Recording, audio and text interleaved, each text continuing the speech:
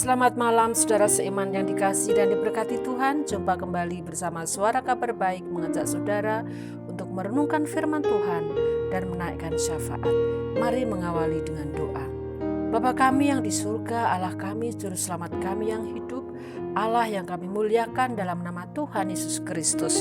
Perkenankan kami menghadap hadirat-Mu yang kudus ya Bapa, menaikkan ucapan syukur dan terima kasih atas penyertaan dan perlindungan-Mu sepanjang hari ini. Kini kami mau merenungkan kebenaran firman-Mu. Bimbing kami ya Tuhan supaya kami mengerti apa yang Engkau kehendaki di dalam hidup kami.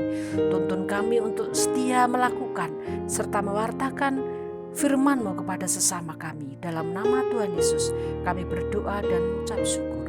Amin. Saudaraku yang dikasihi oleh Tuhan, renungan firman Tuhan pada malam hari ini saya beri judul Kasih Bapa Membebaskan Manusia dari Kutuk Hukum Taurat. Galatia 3 ayat 10 dan 13. Demikian firman Tuhan.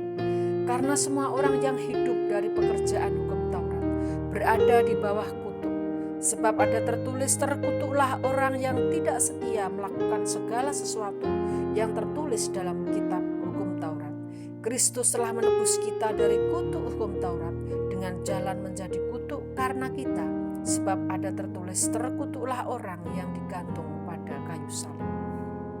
Saudaraku yang dikasihi oleh Tuhan, karena kasih-Nya kepada saya dan saudara, umat kepunyaan Allah, maka Bapa sendiri mengaruniakan Sang Putra untuk sampai mati di atas kayu salib.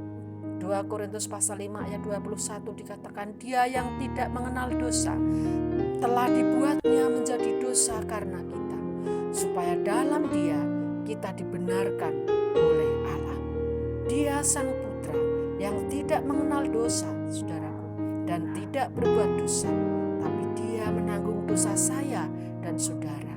Dia menggantikan hukuman yang seharusnya saya dan saudara tanggung.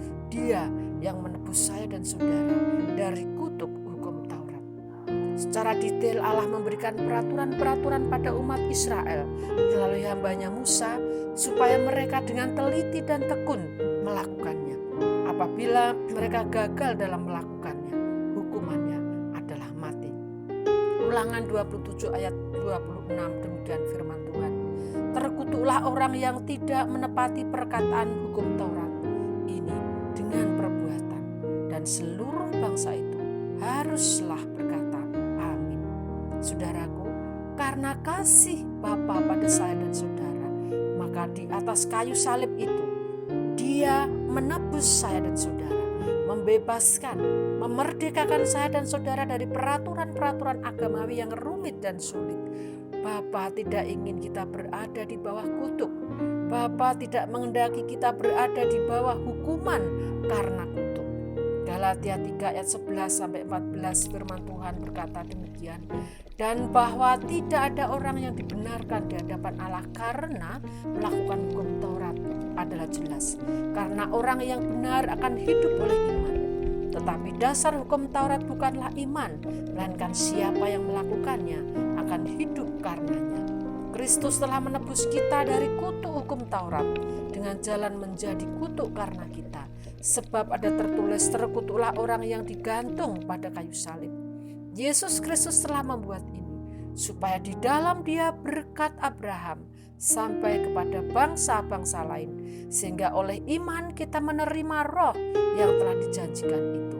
Saudaraku, Allah ingin supaya saya dan saudara, supaya semua bangsa dan semua suku bangsa manapun juga, bukan hanya Israel saja dalam hal ini, dapat menerima Dia sebagai Tuhan dan Juru Selamat serta hidup di dalam iman kepadanya dengan kuat dan teguh. Sebab firman Tuhan dalam ayat 14 tadi dikatakan bahwa supaya di dalam Kristus berkat Abraham sampai kepada bangsa-bangsa lain. Amin. Puji nama Tuhan. Marilah kita berdoa.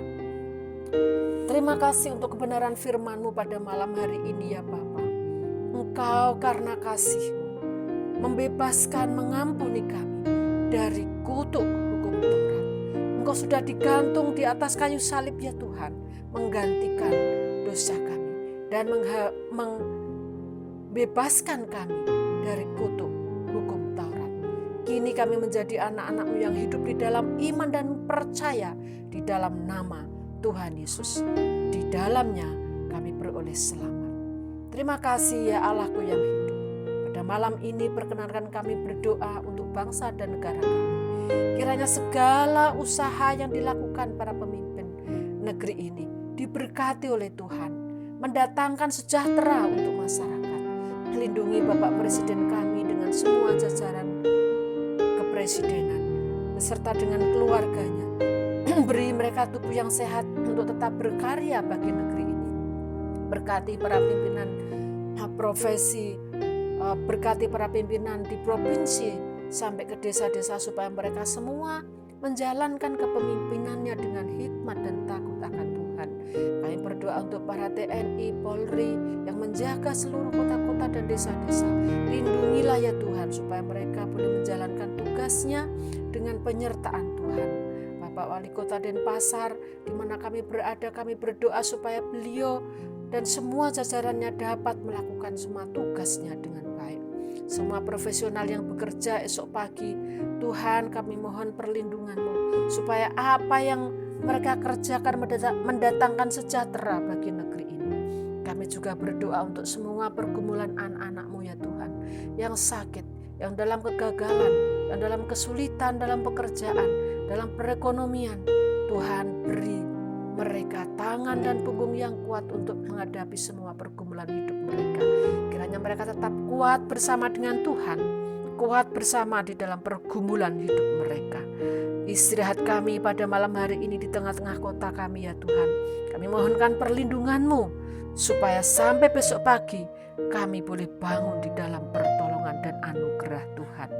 Sehingga kami boleh berkarya di dalam perlindungan Tuhan. Dalam nama Tuhan Yesus yang berkuasa di surga dan di bumi, kami berdoa dan kami mohonkan berkat di dalam kasih Bapa, Putra dan Roh Kudus. Kami berdoa dan mengucap syukur. Amin. Selamat malam Bapak Ibu Saudara yang dikasihi oleh Tuhan. Selamat beristirahat. Tuhan Yesus memberkati kita. Sampai